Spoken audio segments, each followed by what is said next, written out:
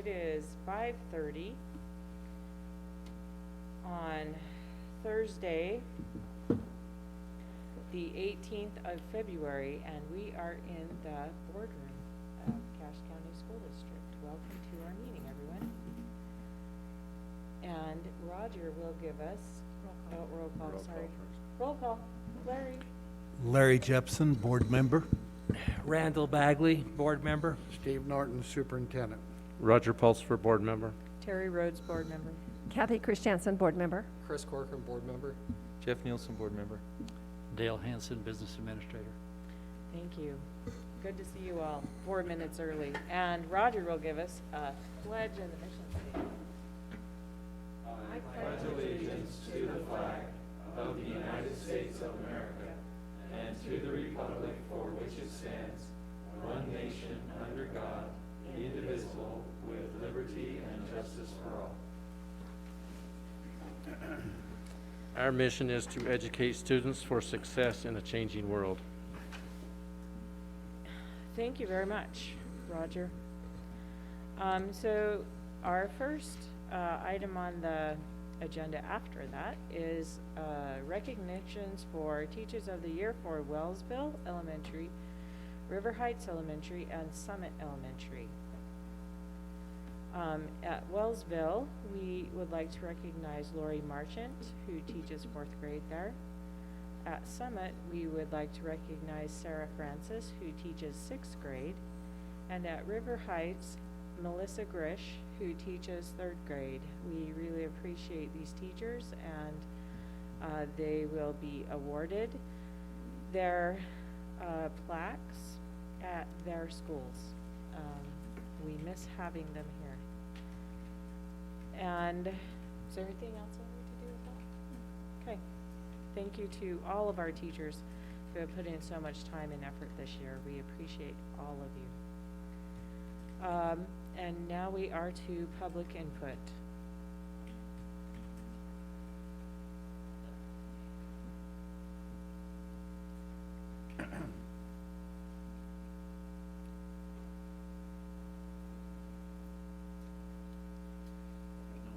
Thank you. Moving on to the consent agenda, is there anyone who has questions or concerns about the consent agenda? Awesome. Okay, I'll take a motion to approve the consent agenda. I move that we approve the consent agenda. I second it. Thank you. Anyone? Think of questions in the interim. Great. All in favor? We'll vote.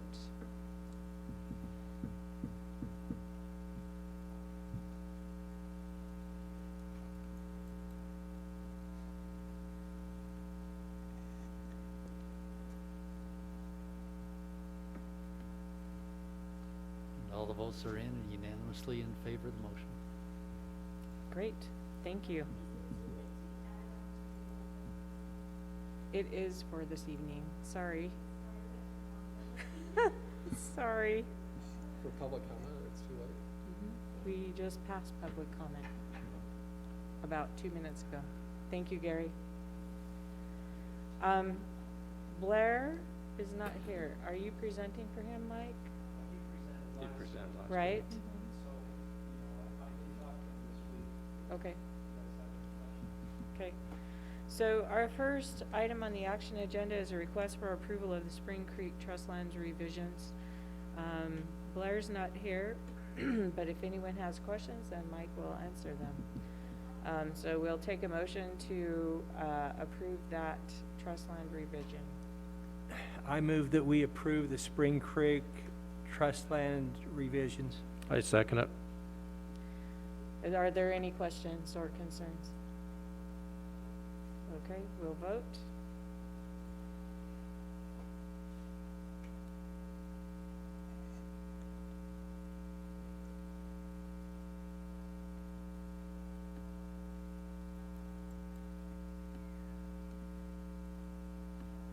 Okay, all the votes are in and unanimously in favor of the motion. Thank you. The second item and last on our action agenda is a request for approval of the proposed 2021-2022 school fees.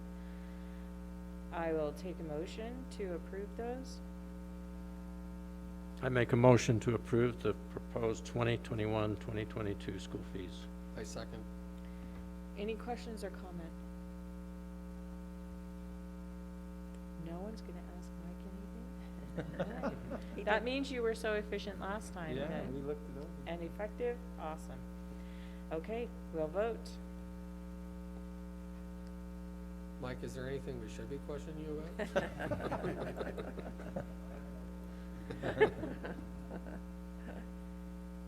Thank you. Okay. We are to Scott. I bet you didn't think we'd get to you this fast in the, in the meeting. I was gonna say the votes are in and unanimously in favor of the motion. Just- Thank you, Dale. You didn't tell us that we weren't, so I assumed that we were. So on our reports agenda, the first item is to increase procurement thresholds presented by Scott Rigby. Thank you. Good evening. Great to meet you. Is the mic hearing okay? How's that? It'll come on. Give it a second. Okay. Okay, great. Thank you. Periodically, the state will modify the thresholds for the procurement limits that we have. And as a district, we have always followed the state's guidelines and recommendations. And you should have received a letter that we received from the state, Tara Usler, who had told us that they, as of Administrative Rule R33, that they have increased the small thresholds for the purchasing limits. And I've also submitted to you a revised, a proposed guideline for small purchases that, to follow that recommendation. So that would go from $1,000 to $5,000 without needing bids. And then from 5 to 10, depending on that threshold. So what that means is if you're buying several items, like in a shopping cart, and no one item is over $5,000, you can actually go up to $10,000 without needing a second bid. But if there is an item that is over $5,000, then it reduces you back down to that other limit. And so you have to get other bids if it's over $5,000. So I just would like to, none of the other thresholds were affected by that. Everything over $50,000 still requires to go through a formal bid process. And we will look to take any questions, any comments that you may have at this time. So what was it before? For It small, It was $1,000 was the, was the small purchase yes, limit? small purchase limit. Anything okay. over $1,000, you had to go out and get 2 competitive bids for. Oh, really? Yes. I didn't remember that. This is just a curiosity question. Sure.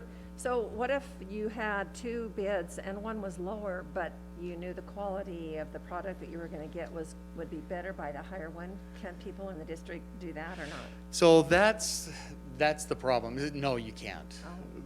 The only way you could do that is if you went out and did a actual bid for those items, stating in the quote, it has to meet this criteria, it has to be this quality, and you really get into problems with something that's that small, being able to justify any quality issues at that point. So we've just really not allowed a lot of people to do that. It's a hard thing to justify to the state and to the auditors. So this will really help our maintenance folks be able to get the things that they need. Bruce Parker was really in favor of this. So. All right. Anyone have any more questions? For I had one that's not on the amounts, but in the one document stated that any fixed asset items, $500 had to be registered. That was my job, and I thought it went to 1,000 on fixed assets. We never increased that. Okay. And that's something Dale and I can talk about, but that was not part of this. Yeah, I realized it right. wasn't, and I was just curious. It seemed to me that we had only been tracking 1,000 and up. So The way that works is we track internally everything that's $5,000 at the district office, but we just require schools to track anything that's $500 or Okay. more at the school location. And they would require that at the audit to have that list. But we depreciate, that's $5,000 is our limit for when we depreciate those items, so. Yeah, I think that'd be a good item for our audit committee to consider if they want to look at raising the minimum fixed There- asset requirement. There's just virtually nothing that's $500 anymore. It's Yeah. true. Right. Big question had to do with computers. There's so many of them, but they can easily walk off, and so Yeah, that's, I think, why we've tried to stay at 500, Keep it so we can there. keep those okay. included, but it's excluded all of the Chromebooks, which we have thousands and thousands of those, so, Yeah. because they are below 500. So here's another curiosity question. Sure. Can the person who's getting the bids choose the companies that they want to get the bids from? Yes, they can. So they could go around that little problem I mentioned by leaving. Right, and it depends on how many vendors there are for that item. But yeah, they could, especially if the item that they want is from two different sources. And usually at that dollar limit, you can go to get another quote, Lowe's or Home Depot, to get a quote on on pretty much the same thing. You can also obtain those over the internet as well. Oh, okay. Since you mentioned maintenance people and how this will make their lives easier, I have talked to people from teachers from several schools who have told me that it's cheaper for them to go to Walmart and buy cleaners and all of that kind of stuff than to go through the district. So why is that? That's a great question, and we run up to that all the time. Crayons is a great example. We supply crayons in our warehouse, and we actually buy from Crayola. The problem is Walmart will discount that as a loss leader. They'll sell a box of crayons for 50 cents to get you in the store and so they use that as a loss leader. And we can't compete with that. Even though we are buying thousands of boxes of crayons, Walmart will use that and will deeply discount that to get you in the store. And so we do the best job that we can for those items, but we also realize for crayons that we can't compete. And so it's okay if they go out. They're not forced to use items in our warehouse. We just provide that as an opportunity for them. Okay. Because we feel like the best place for them is in the classroom. We do realize that they can make their budget go a lot farther with some of those things, but hopefully there are very, very few of those items that they can get better on their own. Okay. I remember notebooks too. You could Yep. get them for 10 cents at the Yes. beginning of the school year. Yeah.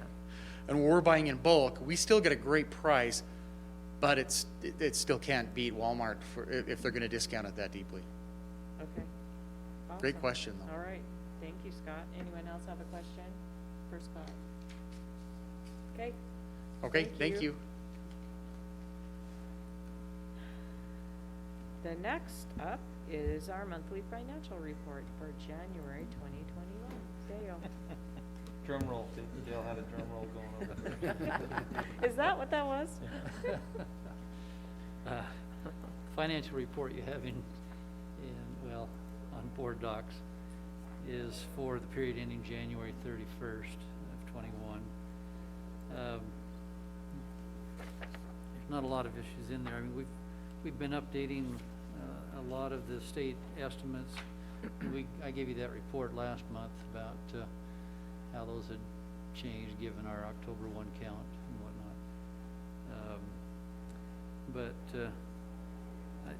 I think it's just important to recognize the most important thing in the general fund is that like 86% of the budget is made up in salaries and benefits. That's what we track most for this report. So in each of the function categories of instruction and student services, of instructional staff, each of those we break out the salaries and benefits and then put the supplies and travel and everything else in another category called other.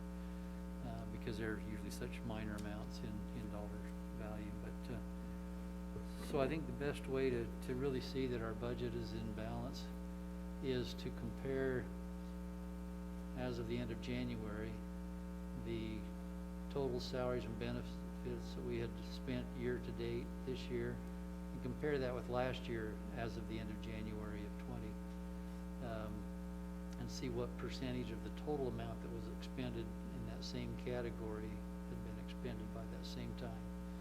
And so on each of those, you can see that, for example, on the very first page for teachers, last year, the end of January, we had spent 43.6% of the total teacher salaries expense by January 31st.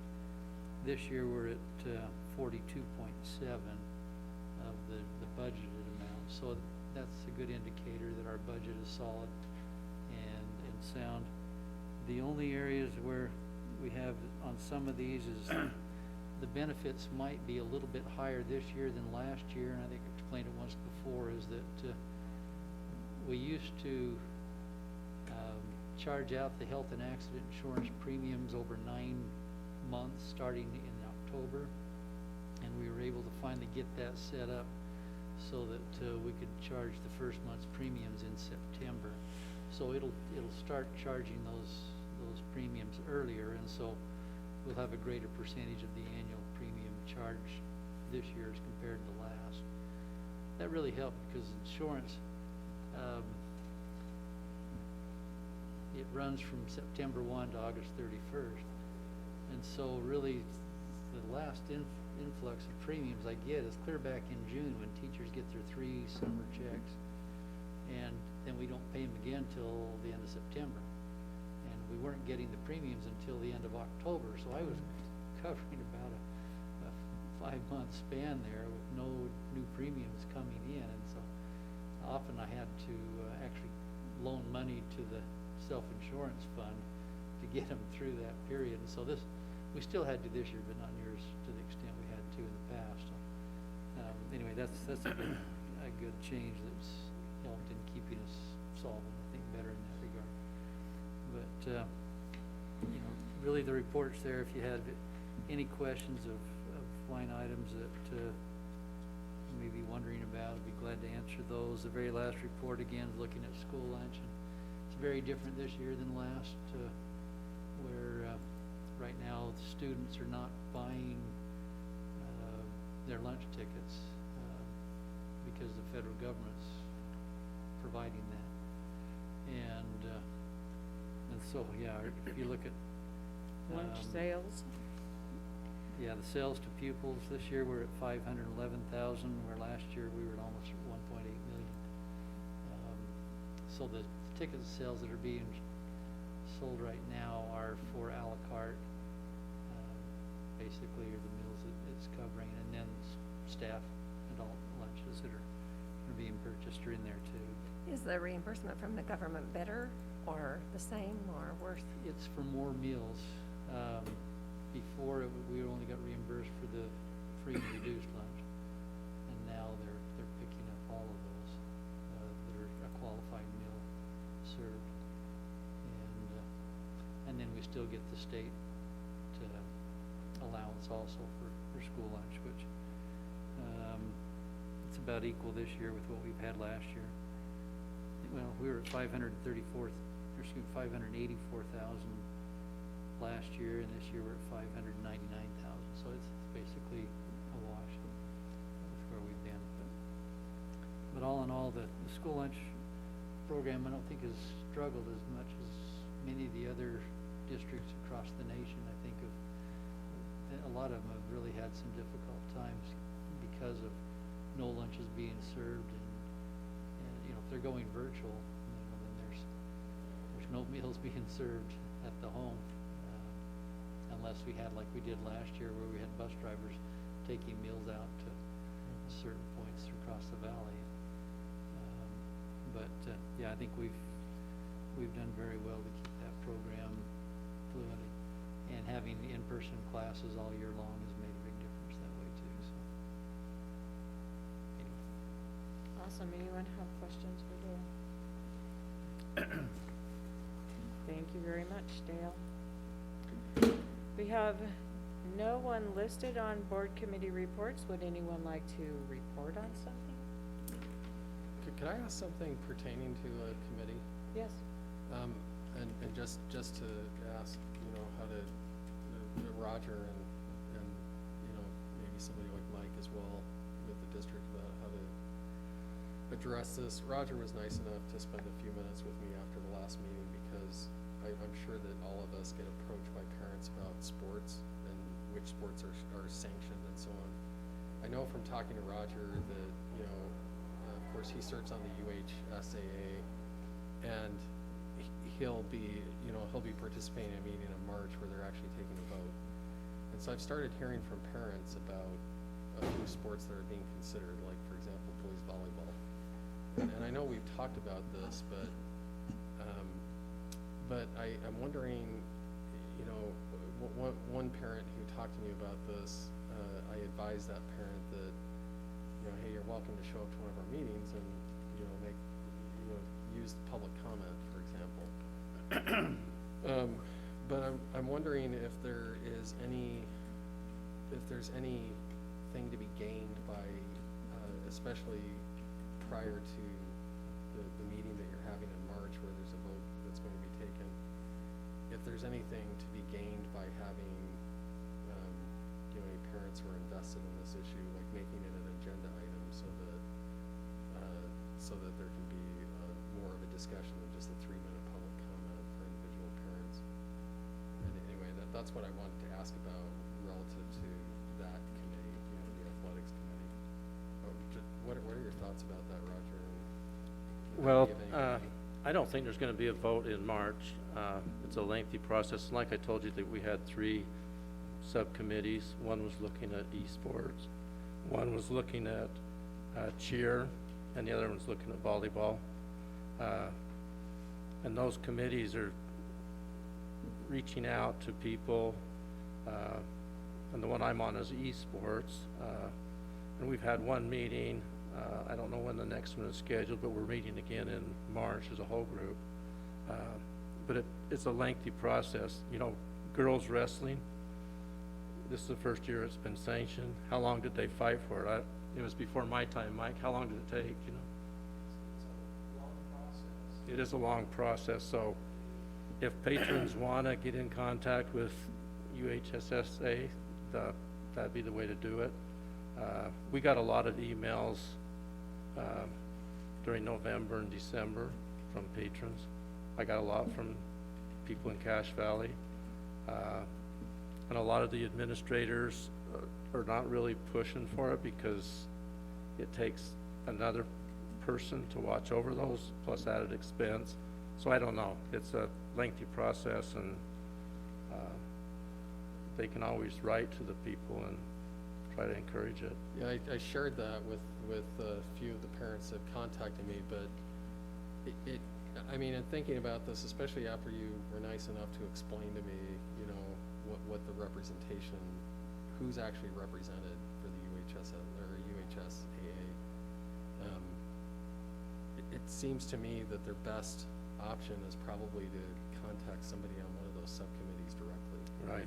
Like if they want to make an argument for boys volleyball, I mean, given our role, it doesn't seem like it would be really a great use of time for somebody to come and make a presentation at a board meeting like this. We because usually have don't everyone make a movement until after the sport gets approved. And then that's when we start feeling the pressure. What was lacrosse probably the last one, Mike? Lacrosse was. Usually, the only thing that I have not seen follow this model, something usually starts as a club sport. And eventually it just grows enough, like lacrosse. But see, girls wrestling, there was no club. That's kind of a freak type thing that happened that way. And it's also a Title IX thing. If you add another boys, now you have to add another girls, whatever that is. They always have to keep this Title IX in balance as well. Yeah. And now there's a push for water polo too. Yeah, oh, yeah. So there's a lot of demand for different things. So would that be okay if I just had him get in touch with you so that you could put this Sure. particular person touch with the subcommittee that's examining, like, for example, boys volleyball or? Or they can get on the high school sports website, and that'll direct them to people too. Okay. That'd be the best thing to do, and it goes directly to them. It's funny, it seems like I receive, I mean, I guess I should, since I'm a stat guy, I should keep track of the data, but it seems like I receive a disproportionate number of calls about athletics, you know, versus academics, which is interesting. Tell us Anyway. about it. Yeah, so maybe they should just swap the State Board of Education with the UHSAA. Just the academic function could be the secondary one, and the athletic function would be the primary. Thanks, Roger. Yep. Thanks for bringing that up, Chris. It's good for us to know things besides what our individual focus is. So that's a good discussion. So can I ask a question, kind of in connection with this committee report? It doesn't really have anything to do with the committee report, but have any of you handed out the strategic plans and got any feedback? I handed it out to one school. I still have 2 others to get it to. Okay. I've been to all 4 of mine, and Thank you. I did 2 of them at the meetings, and 2 I met individually with the principal. Okay. And they were very appreciative. They felt it would help them as they pull their plans together to be able to coordinate, and they were received really well. That's what I felt. I just did it to one elementary school summit, and the parents especially were just really interested in it. And when they saw the chart, you know, that you put together, Tim, of the state, their goal, and what the state average is, and then our goal, and it's very impressive. So if you haven't gotten them out to your schools, try to get them out and maybe focus just a little bit on that chart so they understand it and can see that our district is actually doing a really good job, which we all know, but I don't think all parents have known that. So that's all I have. All right. Anyone else? Okay, the next item is the board president report, and the only thing I have to remind you about is USBA tomorrow. At 9 o'clock in the morning, you should, there's a president and vice president workshop. At 10, there is the USBA Day on the Hill. Normally, we would go to the Capitol for this, but it's going to be broadcast, and it will be a speech from our Lieutenant Governor, Henderson. And then at 11, you could join us for JLC if you want. I have the feeling this week is gonna go longer than last week. So, anyway, those are upcoming things tomorrow if you have time and you want and you're interested to join. Did all of you get the link from Richard for that, or Julie Llewellyn? Yeah. I did. Okay, Larry, do you want me to send that to you? Sure. Okay. By the way, Terry, thanks for your emails. Mm-hmm. Very informative. I appreciate You're the welcome. knowledge transfer. So our legislators getting that same material that we get on the different bills, whether we support them or oppose them. I know for the last couple of years I sent them to our local legislators, but someone told me last year that they were getting them maybe from Julie. Do you know? Does she send them out to all the legislators? Or? As far as I know, they do send, they go from, Lexi Cunningham, who is the, associate director at USBA and our paid, lobbyist. And so she makes sure that all the legislators get a copy of that. That's how that should work. Yeah. Okay. And having Lexi in there, she just really is on top of that kind of stuff. More than anyone else in that position, she Yeah. sends out a lot of, Yeah. she sends out a lot more information than anyone I've seen in that position Yeah. to JLC members and to, board members across the state. So, as long as I have the floor right now, so what do y'all think about, there's a bill currently sponsored by an Iron County representative to, put, one semester course of gun safety in high schools. Okay. Okay. I think teachers have enough already to deal with. We do not need one more thing to have to be required to teach. And I know on the news last night, it said they would do it before school or after school, and they would have a person come in and do it. There's already organizations that do that though, and I Yeah. don't understand why. Well, I thought I quoted him last week, I wrote down a quote, Yeah. and I didn't bring my notebook, but it was something like, gun safety needs to be taught, and where else to teach it except in schools? Yeah, and that line's been picked up and being used by a lot of people. And that's So- how we've got to this theory that the best place to teach everything is in school, and it's not. It's No. not. No, I don't. No. Anyway, And it has nothing to do with guns. It just happens to be One more that thing. that's not the very best place to teach gun safety. Right. Gun safety course out at the shooting range is the best place to have a gun safety course. My guess is it'll pass, but I It don't will know. pass? Really? Oh, I'm quite sure. Oh, my gosh. so, Scott, how do you feel about purchasing guns? You can't. They're not out there. Oh, yeah, you could. They're not out there. Anyway, that's an interesting one that Wow. last year I just shook my head. I mean, last week I just shook my head during JLC meeting. And I thought, there's no way this will pass. But he's got some, Yeah, it's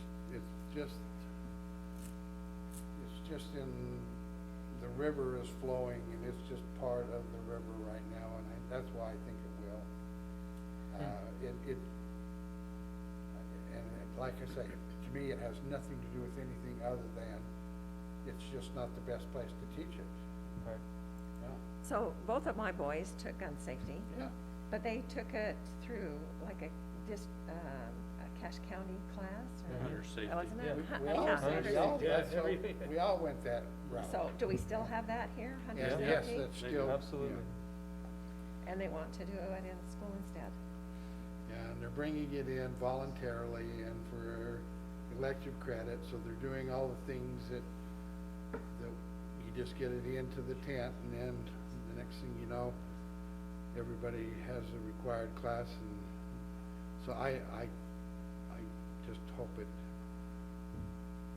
will maybe just be delayed and die a quiet death, but I don't know. well, it was only in committee Yeah. at the beginning of this week, so we're hopeful that it will come out. But anyway, that was just sort of an aside of one of the things we learned in JLC last week, and it was sort of, So who would we send an email to saying,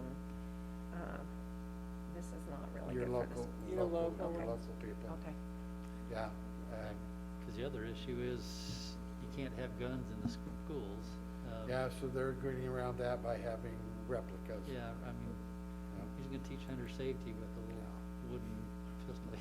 It's not the same. Yeah, it'd be too watered down to be effective. Never been a scout. Okay. all right, thank you. Steve, for to you. Just the one item that I think you might be getting some or feeling some of the pressure that we are.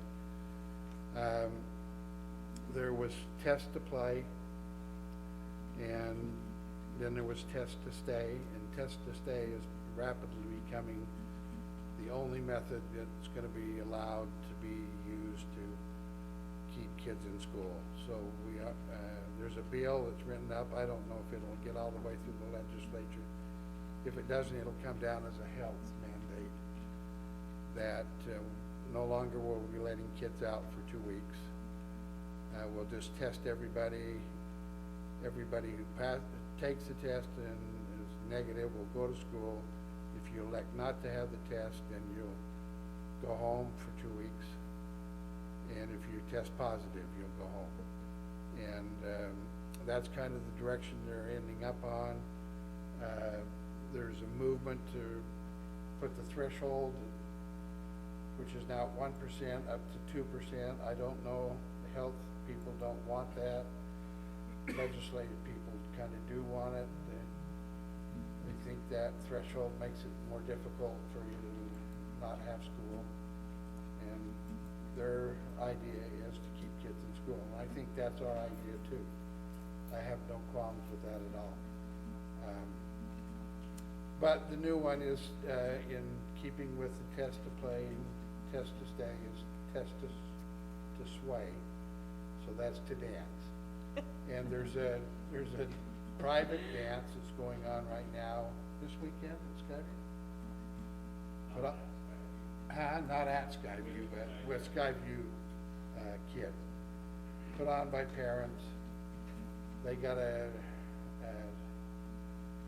waiver from the county executive and the county attorney to have the opportunity of bringing kids together if they would wear masks and test.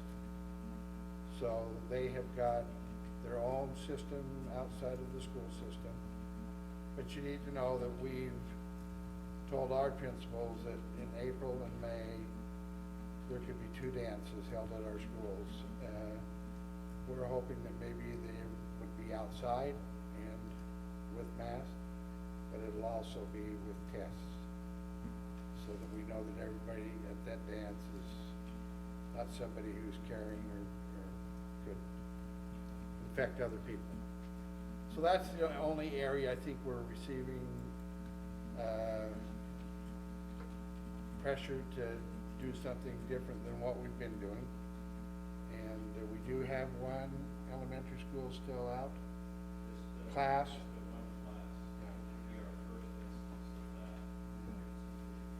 And we ended up getting a teacher and an aide and 4 kids in one classroom.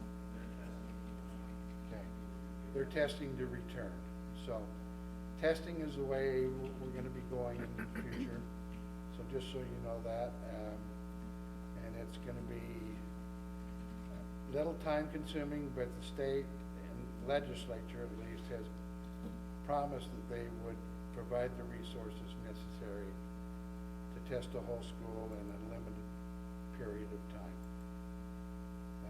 The dance at Skyview, we're not letting the kids out of school to be tested. They have to be tested on their own time. And I think they're going with their tonight? And is it with our private providers that do our testing?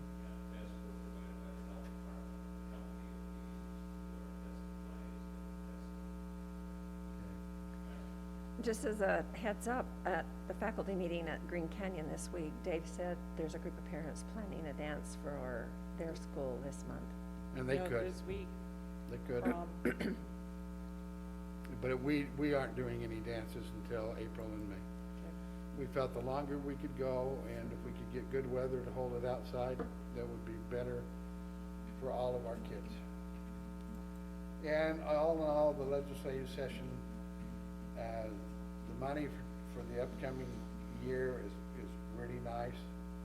It should be a good negotiating season, and there's just a few quirky bills out there that are getting a lot of play on the radio and in print. And the transit gender bill is one that's getting a lot of play right now. But there's nothing out there that should affect the climate of our school district or what we do in the classroom in our school district for next year. Just quick update. Yes, it's interesting because in the Joint Legislative Committee, we're only currently watching about 33 bills. Yeah. And in previous years, it's been upwards of 60. Yeah. So it's really a nice year for education It is. legislatively. And there has been a study done on funding by a North the Far West Educational Lab, which is in San Francisco, and the legislature is paying attention to that. And if you, those have been around long enough, and if you haven't been around and got the book, The Smartest Kids in the World and How They Got That Way, one of the premises was the kids that